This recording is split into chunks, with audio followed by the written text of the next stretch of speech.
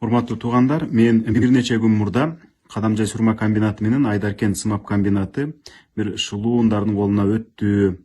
Ансыз да булардын тагдыры татаал болуп келди эле. Казактар иштетебиз деп алып, бирок банкротко кептеп 400 миллион сом карызы менен таштап кетти эле деп билдирүү жасагам.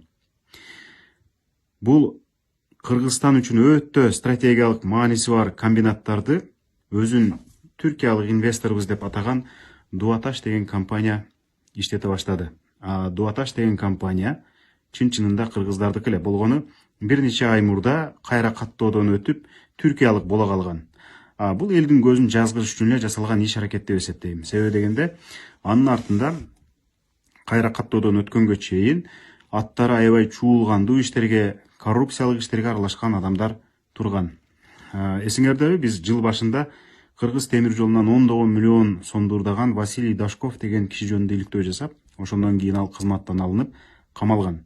Дуаташтын артында мына ошол кишиге байланышы бар адамдар турат. Анын карачекегей уулу Даниил Дашков турат. Андан тышкары Дашков менен фиктивный келишимдерди түзүп жүрүп, кийин Кыргыз темир жолунда чоң кызматка жеткен Батырбек Жантаев деген киши бар. Андан тышкары Дашковдун бизнес партнеру бар. Анан эми бул Дуаташ дагы деле кыргыздардыкы деп эмне үчүн айтып атам? Себеби дегенде жакында эле президент барганда Дуаташты ага Каныбек Туманбаев тааныштырып жүрдү. Каныбек Туманбаев дагы Дашков менен бизнес партнер, аябай жакын адам. Ал буга чейин кадимки эле Икрам Илмияновдун шоопуру болгонун билебиз, биримдиктен талапкерлигин коюп жүргөнүн билебиз. Анан азыркы бийликтин дагы ошентип тилин таап отурат.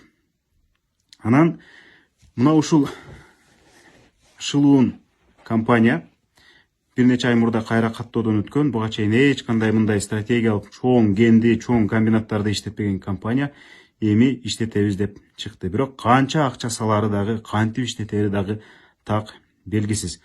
Ошентип билдирүү жасагандан кийин Дуаташтын директорумун деген Алмаз Туманов деген киши мага каяш айтып, Али андай эмес мындай, иликтөө деген андай болбойт, иликтөөнү келсең үйрөтөм деген сыяктуу бир күлкүлүү нерселерди айтып атат да. Эми мен ойлогом да Дуаташтан рас өздөрүн алар түркиялык компаниябыз деп атагандан кийин кайсы бир түркчө алып, Али мераба, öyle değil, şöyle деп мындай түркчө билдирүү жасаса керек деп ойлогомун. Бирок кыпкыргыз жигиттин чыгып алышы эле бул компания эч кандай түрктөрдүкү эмес, кара чечекей эле кыргыздардыкы экенин дагы бир жолу айгинелеп турат. Анан артына 4 жумушчусун тизип алып, бул Алмаз Туманов деген айтып атпайбы?